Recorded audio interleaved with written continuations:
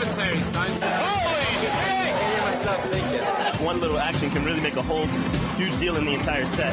The Unity Dittos are fucking stupid. Happy feet, combo. That ain't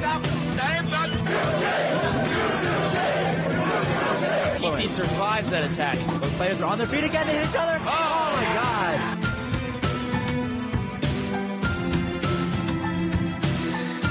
Hello everybody and welcome to episode 46 of Directional Influence. I am your host at the moment, Punishment Divine. Unfortunately, our good friend Dakota, aka Rapture, is not able to join us. He's in a little awkward transition period, going to college and whatnot, so our little boy Dakota is growing up.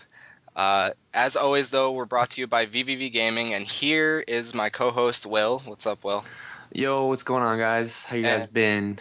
And we are here with a very special guest, someone I believe we've had on before, and a fan favorite. We have Coney with us. Hi guys, good evening. No, this is my first time actually. Long time Really? listener. Are you serious? Yeah, It really is. I've been sending you guys so many messages and And carrier no, you pigeons. know what? We're not avoiding you purposely, that's for sure. I mean, Yeah, that's what they all say. we definitely love Coney here, both of us being members of FMB North. Hell yeah. So we're glad to be joined by Coney here. So we're going to keep the episode relatively short because I'm also going to be doing the editing and stuff for this show. So I'm going to go through the life of Dakota, if you will, and see if I can make this editing process as smooth as he does. But on the agenda, we're going to talk about commentary a little bit, a little heated discussion recently about commentary. The commentators for Apex are set up. A lot of blogs are going on about commentary. So we're going to talk just a little bit about, what the community is looking for in commentators, the best kind of person to put on commentary, that sort of stuff. You guys know what's good. So we're also going to talk about a few upcoming tournaments, and one of which is Concentrate, hosted by 100% Juice, a potentially Meta Knight ban tournament, according to DM Brandon, who's the host, and we're going to talk about mainly the controversial rule set, which is going to be a side event. It's a little strange, so we're going to go over that a little bit. So stay tuned. We got some cool stuff coming up for you guys. All right, guys, the first segment we have for you tonight, like I said, we're going to talk about commentary a little bit, bit of a heated discussion. The commentary team for Apex is set up, which I believe is Pierce, Visu, and Dogi Samic. I believe they're the commentary team for Apex.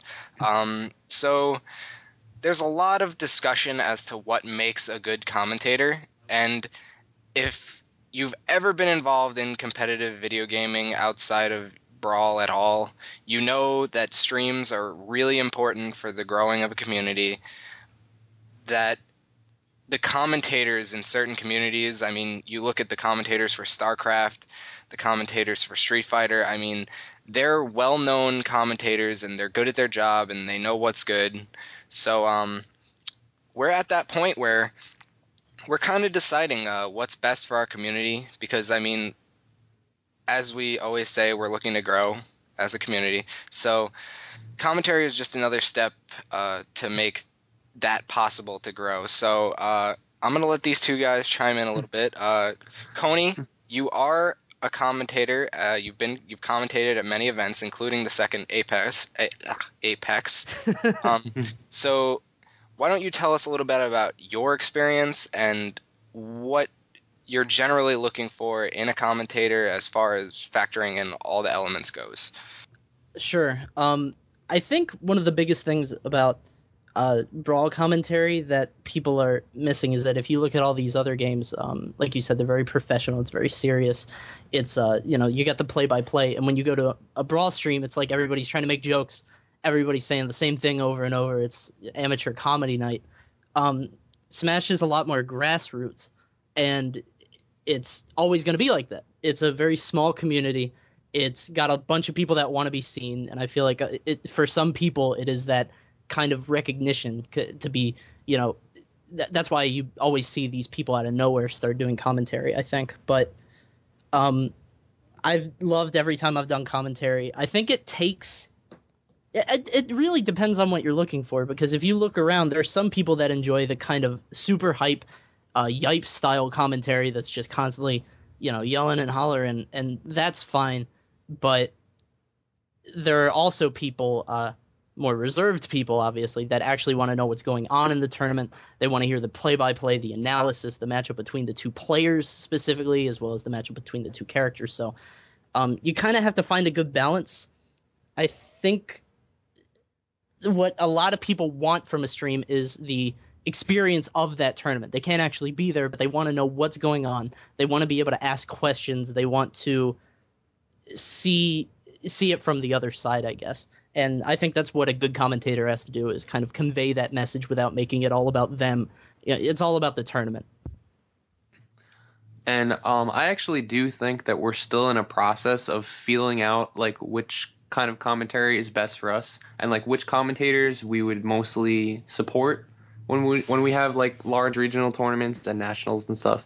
I don't think we've really come to a point where we have like really like consistent, like dedicated commentators. Like we do have people that are, they're technically hired, I guess, for Apex for commentary, but I feel like until we have more dedicated streams at every single one of our tournaments, because you see these weekly tournaments for like for Street Fighter and for Marvel nowadays, that they're committed every week, and it's really fun to watch, because you get to see different people coming on. There's some consistent people each week, but I think we need to get into a more consistent basis of streaming and getting the commentary like really solid.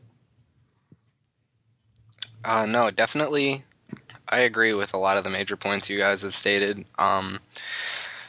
I personally have thought about doing commentary a lot. I mean, I am obviously a co-host on this podcast, and I also have a background in public speaking. I'm a law major, so I'm used to speaking in front of a lot of people and stuff like that. And I mean, I wouldn't necessarily think I would do it for the recognition or anything. As much as I love speaking publicly. And I think we need more people with that sort of mentality, where they just want to entertain the masses by giving them the right kind of commentary. And I'm going to go out on the limb and say that I don't like the current, like Zach was saying, Coney, that we're too reliant on this like comedy hour sort of approach to commentary. And it is popular. Like don't get us wrong. It's totally popular, the whole comedy thing, but it's not really adding to or like generating value for our cause, really. Like other people that don't play Brawl are not really going to understand it, like any of the jokes or any of the inside jokes or anything. So. Nobody's going to log on to a stream just seeing Brawl and you hear these people cackling in the background and see a stream with a bunch of people jumping up and down. Nobody's going to be interested in that. Nobody's going to say, oh, okay, well, that looks pretty cool. Let me follow this. I think that commentary also currently assumes too much of the audience. I think we should do a better deal of actually explaining what's going on. I see a lot of comments about certain commentators, how they'll just jump from A to C without explaining B. That was a good read. Well, why? What options did he limit? What was his goal in mind? I feel like that's not only going to help people that are just coming into the community, but that's probably going to help more mid-level players too, give them more perspective on high-level play. I completely agree with you. And that's what I at least try to do when I do some commentary. I've done a commentary at a couple events. I did it at Genesis, and I think I did follow that, sort of similar to that. But I mean, I think Marthmains should just do commentary. Honestly, Marthmains, because they have a very good ability to analyze the game, possibly to a fault. Every single Marthmain, yeah. Yes. I gotta say that, I mean, back in the day, the Marthmain boards was like the place to go for like logical theory crafting and thinking and stuff like that. So I mean, I can see the, you know. I mean, if you think about it, commentating could be in a sense, it could be like theory crafting in action. Like you're watching it and the theory crafting is coming alive. They're like, see, because of this situation, this happened and blah blah blah. So. Yeah. And I mean, I may not be the best player, and I might not be as good as Pierce is at speaking publicly, and I may not be as funny as some other people or whatever, but I mean, I do have the best intentions in mind, and I'd like to see, if not me, then other people with the same sort of mindset to get on, because like the jokes are good once in a while. I mean, anybody who knows me or has talked to me knows that I'm totally cool with making jokes about any and everything, so long as it tickles my funny bone. But when I get on the stream, I mean, I just find that, especially at particularly large events, like that's not gonna bring anybody. You know, they don't want to hear shippo jokes. These people that probably are from either across the country or haven't played the game or don't understand it at a competitive level. I mean, I think we need to go to the play-by-play, and I think we need commentators who are better at that, or get people. I mean, I like people like EE. I like their commentary. It's funny, like TKO, but I think that they do have a lot of room to grow in that aspect. I think EE is a very good commentator. I like him better when he's going for the play-by-play. But I agree with you. I think I wonder if it has something to do with Smash has always been kind of an isolated community. You know, that we don't play with the other fighters and the other fighters don't play with us because they look down at our cartoony kitty Smash game, Mario beating up Pikachu. And I wonder if that's kind of where it's bred from. When you log onto a stream, it's all Smashers. They're all talking in the chat. Everybody knows everybody. There's nobody. Like, there are some stream monsters that you see, and those guys are really valuable, and we need to start, you know, preying on those guys. But it's just the same people in every stream that you always see, and it's like a weekend lounge almost. What we need to start doing is branching out to a wider community, try to make it a little bit more accessible. And if we can somehow encourage all those All Is Brawl players that are from your state, but you have no idea who they are. Everybody has those. Like, I logged into All Is Brawl one day and I saw like 30 people from Maryland that I had never seen in my life. We need to get those people in. Like, those people just need to find a good community to call their home. And I feel like if we can encourage that via stream, you know, maybe we can get them out. No, I completely agree with you. And I think going back to how the commentary is in other communities, I mean, I have literally never played StarCraft before, ever. I don't understand how any of it works. I just know that you have these resources, you make dudes, they go in the base, they blow stuff up, and you win the game that way. But when I watch StarCraft commentary at an MLG or at like a big event like a DreamHack or something, I am so enticed to watch that stream simply because the commentators just know how to keep you interested for whatever reason. And I think part of it is that they know how to hype the game while at the same time sort of explaining kind of what's going on. I think that we need to start doing that because honestly, that's amazing. Like, that's an amazing ability to just have people who can just through the internet pull people into being interested in this game. And I mean, I've thought about picking StarCraft up even before, just to play it and see what it's like, just because these people have just kept me so interested. And I will admit that I have not actually listened to any StarCraft commentary, but I do have a dubstep remix, and it's one of the most hyped things ever. That song is hype.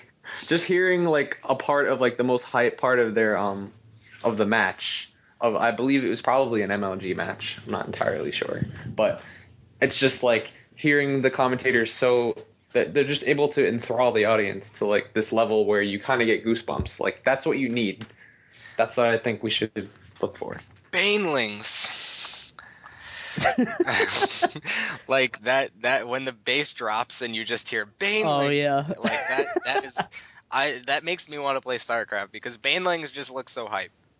If you're gonna, I mean, and we have it easy too. That's the funny thing. We have a good problem here because if any game looks hype, it's Smash, really. I mean, maybe not at the tippy top levels, where two Meta Knights are just spacing out their F tilts, but like, if somebody's gonna come onto a stream and they're gonna see Diddy Kong against like Yoshi, they're immediately there's that recognition. They're like, oh, okay, I know these characters. Oh, wait, what are they doing? Like, you see the Diddy pulling out all these glide toss tricks. We have a game that I think is hype enough to make it work, especially to outsiders. Maybe not to us because we look down on it and oh yeah, it's Brawl, it's very campy. But people just coming in, I feel like we could do a lot to target them. And it all just comes back to, like I said, commentators just have to stop assuming so much. Assume that everybody knows who Atomisk and Mewtwo King and Ally are, and they're obviously going to win. And one other thing is that I see commentators do this a lot, and it's nobody's fault, and there's been no like precedent for it. But I think we should do a little bit less of the top player against unranked player. Okay, yes, just going through the motions, okay, we're going to see this. This is going to be a quick 3-stock. There's no reason for it. That's a big thing with me, is that I feel like a lot of times on the streams, it becomes so much the top level of the bracket that appears on the stream that it becomes monotonous. And I think we did mention this, but we would like to see those interesting matchups. I'm sure it's actually really important because I'm sure the audience would love to see those interesting matchups, and that would actually add to the commentary as well. I mean, of course, the ends of the tournament are always going to end up on stream anyway, but I feel like at least toward the beginning there should be some, I don't know, a variation between what we see besides, the Meta Knight Ditto, which, as developed as it is, probably more than any other matchup. There are other matchups. It's difficult because that is the top level, and that's what people the commentators just can't really do a Meta Knight matchup over and over. It's really difficult. Snake against Meta Knight is another hard one because how many times can you say Snake remains grounded, Meta Knight tries to grab him, he's trying to space out of his F-tilt range while still... Like, how many times can you talk about that? I agree. It's so difficult, right? Like, out of shield to punish that tornado approach. I feel like if it comes to, there are hype sets like Nairo and Mewtwo King, two great Meta Knights, but what would you choose between Nairo and Mewtwo King or, let's say, San and Rich Brown? Oh, man, that sounds so hype. It's difficult because it's, on one hand, the two Meta Knights are probably going to be winning the tournament. But on the other hand, it's Olimar against Ike. Like, there's so much the commentators can say. There's so many people in the stream that are probably hype. Ike has the biggest fan base I've ever seen for some reason.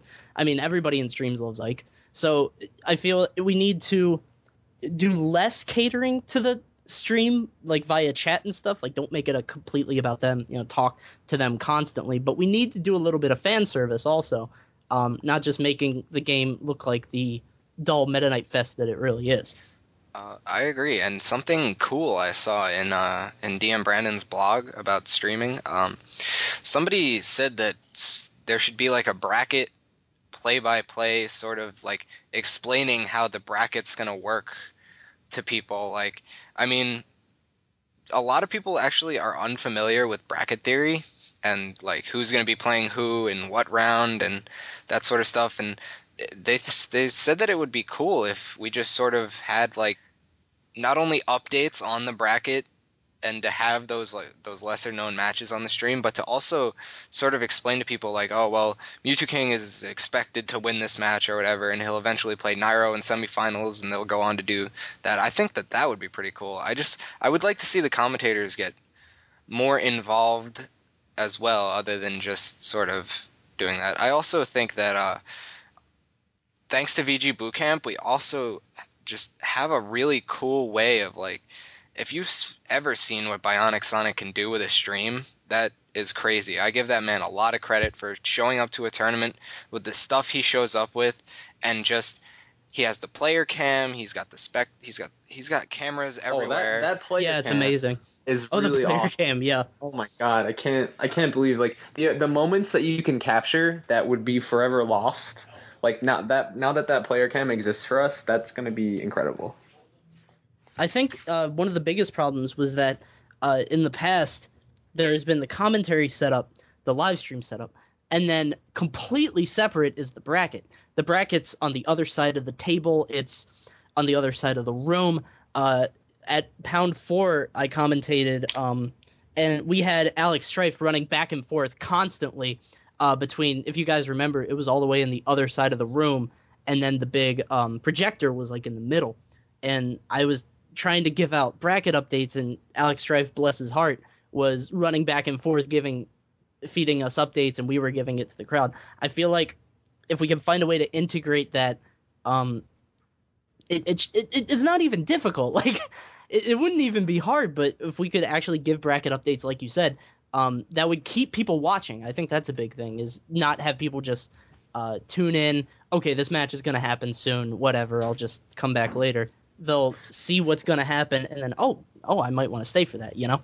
Yeah, you know what? You actually reminded me of something offhandedly. I was actually just thinking of what VG Bootcamp coordinated for Pound 5, which was really awesome.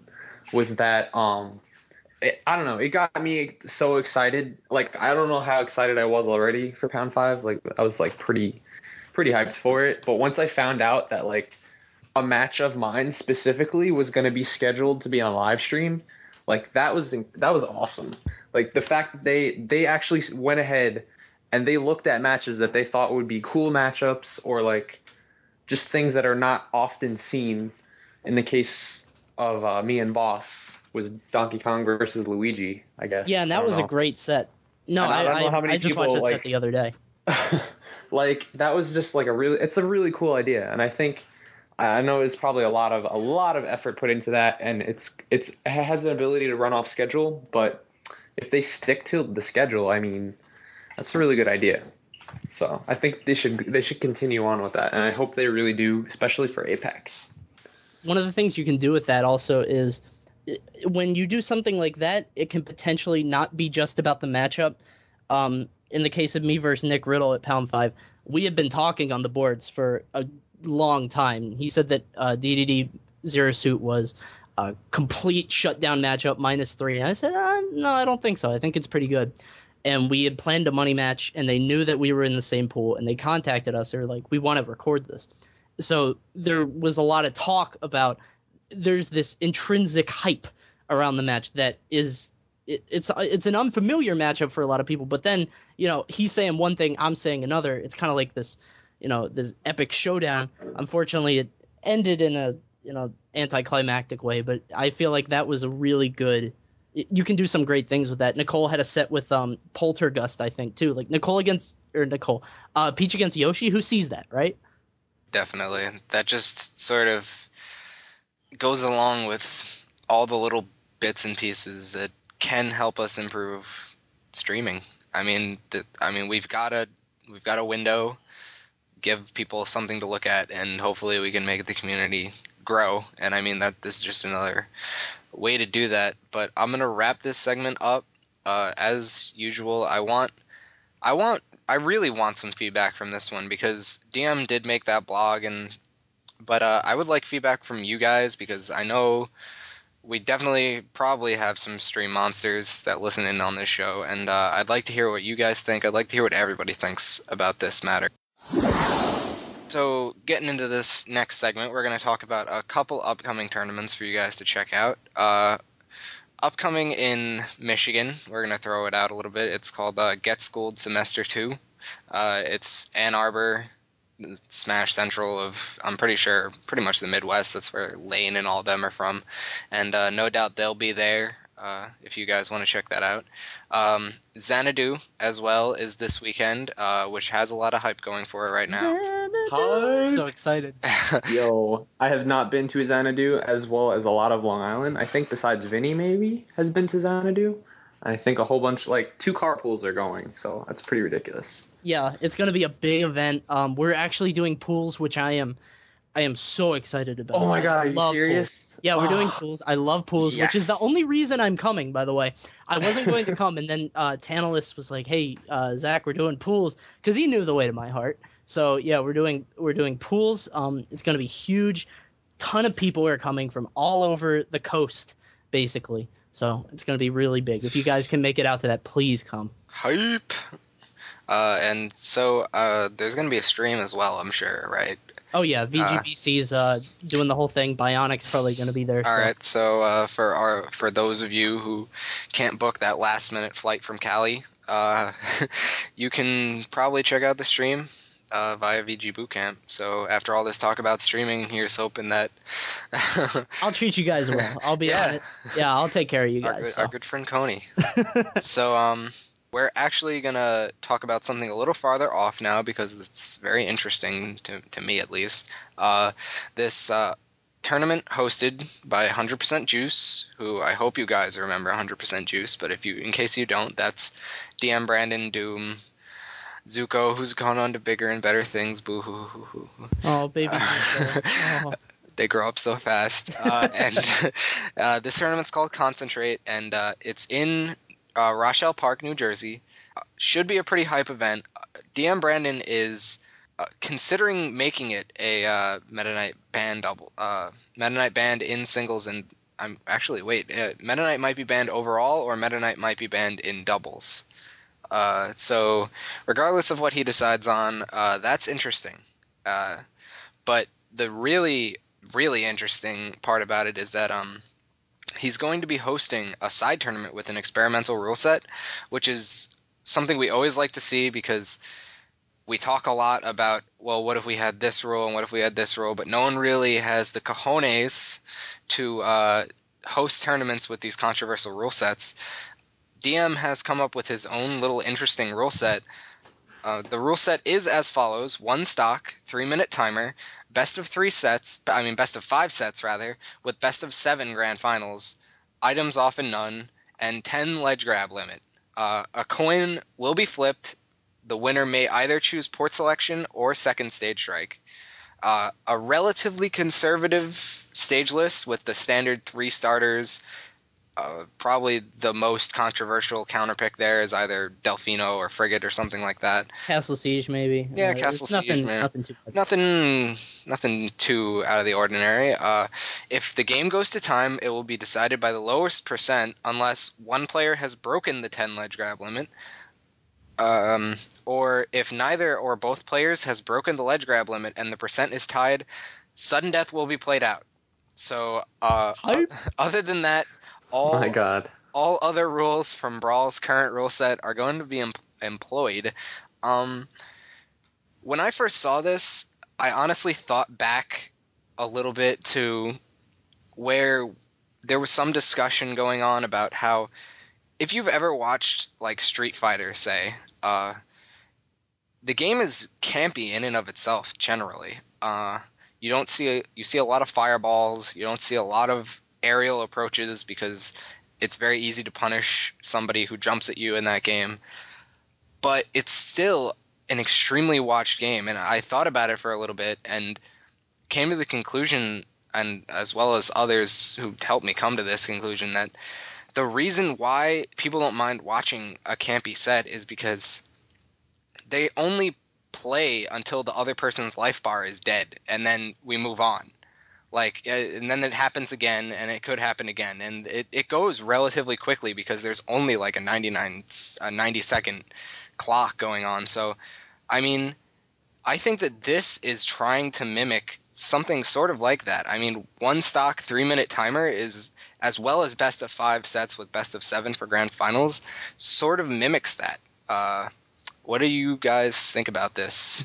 Yeah, when I first saw when I first heard about the 1 stock 3-minute, I was like, oh, well, this is going to encourage, aggressive play. But then when you think about it, I mean, it's Brawl.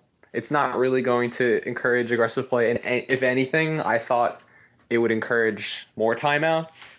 But then again, I'm sure there are ways that they would either try to handle that. Like the TOs will probably come up with things on the spot, like either no stalling or whatever. But I mean, I think people would be more willing to watch it, if anything, because it would be more interesting. It's not like 3 stocks of like you trying to outcamp your opponent. What I did think of though was that characters like Falco, I feel like Falco would be broken in that format. Like you'd have to really mess him up with your stage counter pick, because if he gets that low percent grab, that easy 50-60% damage with the Dacus out of the chain grab, and then he's just content to just like, side B and laser you to death. And that could be a timeout situation, but I mean, I think I kind of agree with your point that it would be likening it more to Street Fighter, because that game can't be to watch kind of, but their life diminishes. That 1 health bar is kind of equivalent to 1 stock. The only thing that's different in Brawl is that it'd almost be like an SD would be the equivalent of a ring out, because like, man, an SD's got to really suck in that set. It really puts skill into play, but at the same time, that just unfortunate things happen, and especially in Brawl, everybody knows about those SDs.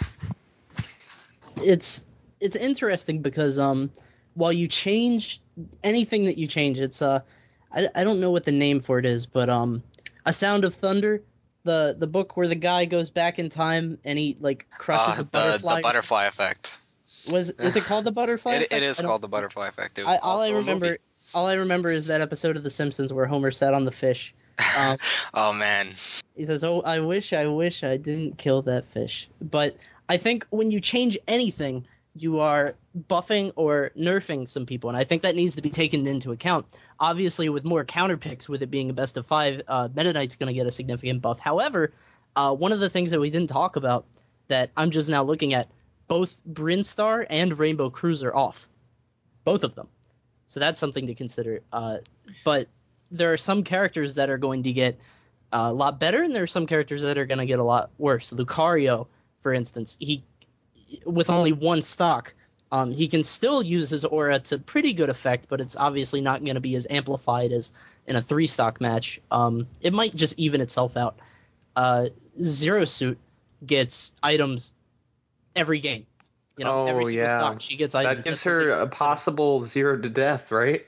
Yeah, exactly. So she could just kill you with something. Okay, what's your counter pick? And she does well on counter picks too. She's not like, there's no easy answer against Zero Suit like there is with some characters. So she's hard. Some people in the past when discussing this rule set said Ice Climbers get a buff, but I don't think so, because I think you're still going to be playing the matchup the same. Exactly, yeah. And I feel like it's not going to be any more difficult to grab you once than it's going to be to grab you 3 times, if that makes any kind of sense. I think the more neutral rule set would cater to them more than anything else.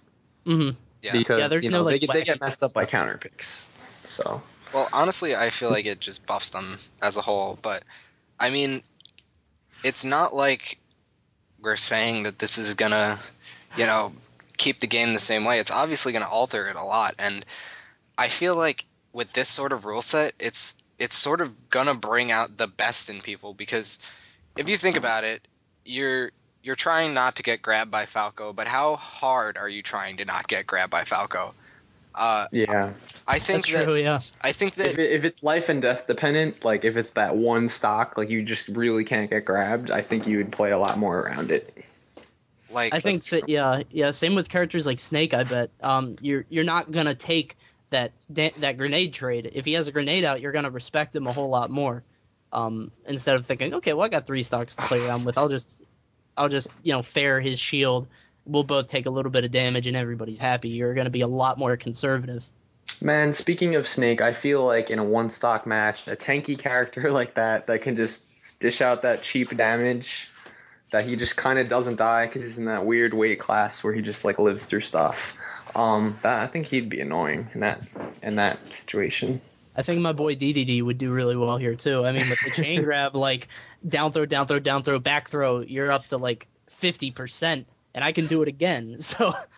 Yeah, like, I just think it's not only going to change a lot with characters, but, I mean, it's just going to change people's play styles a lot. And, I mean, on one hand, DDD and Snake do get those easy percents, but on the other hand, you're not going to want to miss a juggle on Snake, and you're not going to want to miss a juggle on DDD. Yo, I'm actually kind of hyped about that because gimmicks, they only work once, but that's all I need them to do. That's true, actually. You could do the you could just throw somebody against the stage spike. I could do the inhale happy ending trick.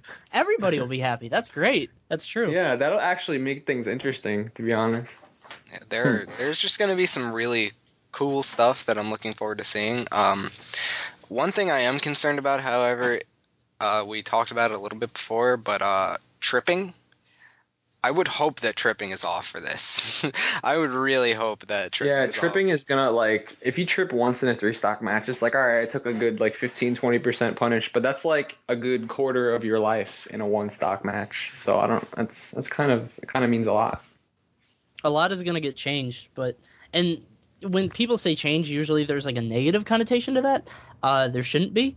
I mean, all Smash has done from the start has tried to develop a more competitive environment, a more competitive game, and I feel like this could be a step in the right direction. Maybe, maybe not, but there's nothing wrong with trying it. And whether it makes some characters better or worse, there's absolutely no harm in trying it, and I'm really excited to see how it turns out. I think it also eliminates sandbagging to a point where, like, you could play someone and, like, someone that's obviously either in a higher tier of skill level than you or whatever it is, or vice versa.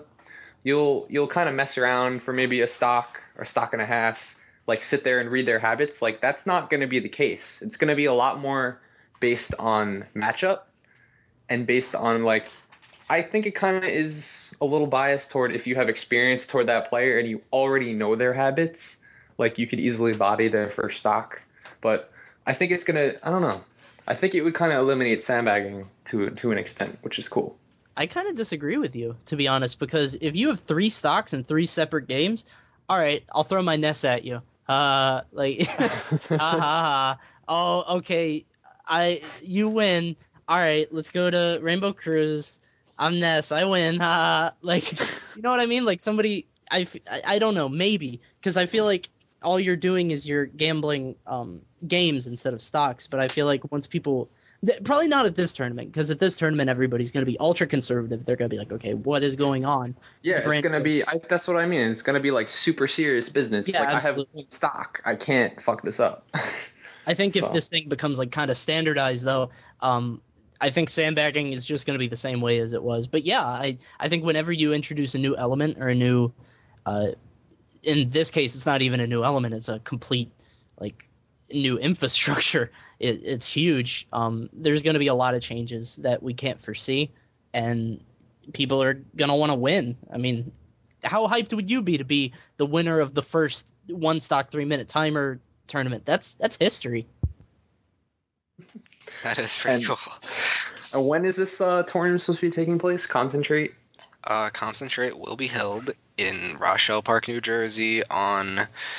Where's the date? September 10th. September 10th. That's a week after my birthday. You guys better all get me presents. Yes. Oh, shoot. All right. So I just think that this is an interesting way to just sort of attempt to progress the metagame. And I think it's going to bring out either the best or worst in people for the first time going. And it's obviously very controversial, so that's also going to generate some sort of hype in itself. So I'm wondering if somebody's going to show up like with the express intention of showing how bad that rule set is, because you always see people saying like, oh, this tournament doesn't have, like, well, you did that. This tournament doesn't have planking ban. Watch this. I feel like somebody's going to go to this tournament like... God, could you imagine if somebody was like so adept at counting cards that they could count the percentages just so they match it up to get that sudden death? I have a good example here. Oh my goodness. Orion's going to go and he's going to be like, watch this. I'm going to time all of you out and still have the stamina and not even break a sweat by grand finals. That's because true. It's only 3 minutes a match, not 8. Yeah, he's ready for that. Yeah. He's been training for this event all his life.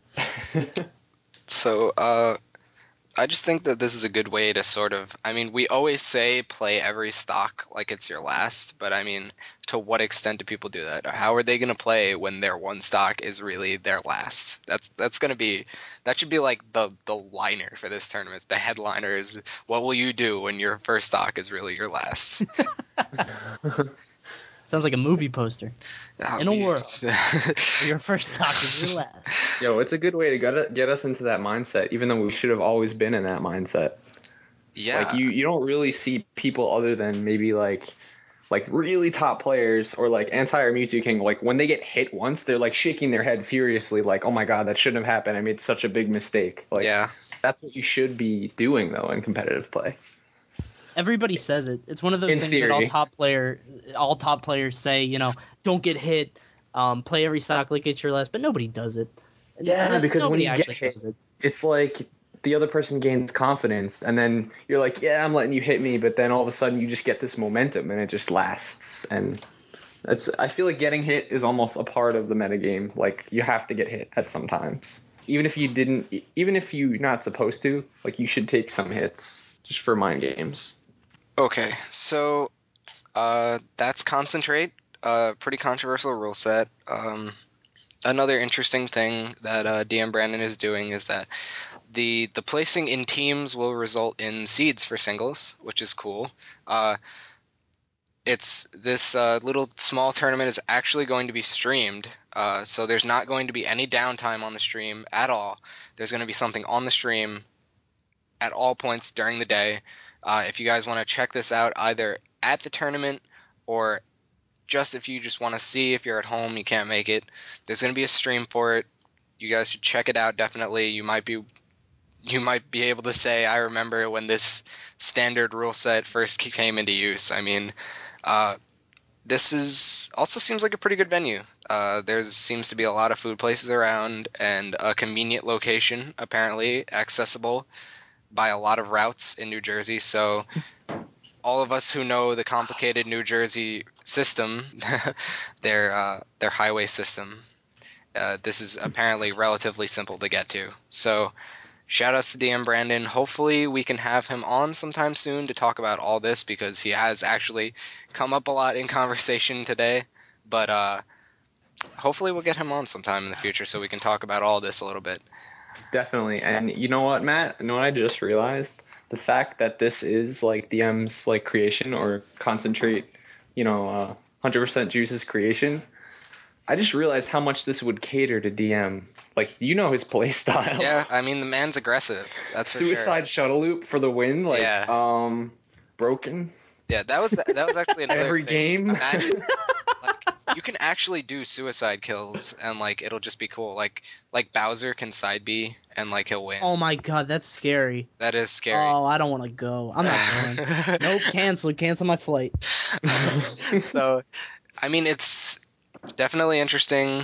But I think it's going to be a lot of fun. I mean, how cool is it going to be to just like see Donkey Kong just fast fall dare somebody, which I know Will is going to do at some point. He's just going to fast fall dare somebody and kill them and win that way. I mean, this is just going to be cool stuff. Watch out, Snake. You're never coming back.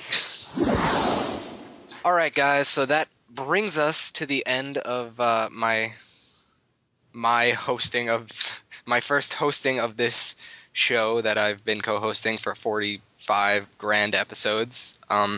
As always, thank you guys for listening, and thanks to VVV Gaming for giving us a place that we can host our show on, because without them, what would we do? So I'm going to give these two guys some shout-outs, and I'm going to close out the show for you guys. So shout-outs, give them. All right, I got some shout-outs. Let's see. Shout-outs to my potential doubles teammate that is yet to be decided at Xanadu this weekend. So everybody hit me up on Facebook. You know where I'm at. So yo, DK. All right. I reserve the right to keep Will for myself. if if my teammate somehow doesn't work out because there's a bizarre love triangle going on. Yo, that back throw to up smash though. Yeah, wasn't that hype? It's like Oh my 16 plus like 21 right there. Me and Will were teaming at WoBo 3 in some friendlies, and oh my goodness, just the double DK is too strong. Like, I don't know what they can do. But shout outs to everybody listening to this. I mean, thank you guys so much for letting me on. By the way, I really appreciate it. I love things like this. I think more content that can bind the community together is ultimately what we need, and I think this show is a great example of that. So shout out to everybody listening. Please continue to listen. That just warms my soul. Yeah, we always love to hear comments like that. Definitely a pleasure to have you, dude. Definitely. Thank you. I appreciate it. Our good friend and crewmate, Zach. So, I don't really have any shout-outs this week except to my girlfriend who always asks me to give shout-outs, so I'm going to give a shout-out to her. And like Coney said, shout-outs to you guys. We do this because we enjoy doing it and we want to further the community, so thank you for giving us an outlet to do that. Shout-outs to Vinny, who, as of today, I believe, is currently, on behalf of FNB North, is going to be organizing LIRR2, Long Island Regional number 2. I was really upset I couldn't get to that first one. Yeah, the first one was really big. We had like 50 entrants or so. We had a lot of teams. We had people from all regions pretty much. So, everybody look forward to that. The date is to be announced. Also, shout outs to Rapture because he couldn't be here. Yes, of course. Shout outs to Dakota for giving me this huge Word document that explains how to record DI and how to edit it. So wish me luck, guys, because I'm going to have to edit this thing. Until next time, thanks for joining us for 46 great episodes. You're all awesome. We love you, and we love your feedback. We want to hear feedback on everything. As always, you can follow us on Facebook, All Is Brawl, Smashboards. We're on all those places. Rapture has a Twitter. That's VVV Rapture. All sorts of places you can find us. You can follow us at the VVV site, which is where this podcast gets uploaded to. And download this shit on iTunes. Yes, do that. I'm not sure how that works, but do it. Listen to us on the go. I know some people have said that when you're on a long, lonely car ride, the DI crew is always willing to keep you company as you listen to us in your car. So once again, thanks for listening. Peace out, guys.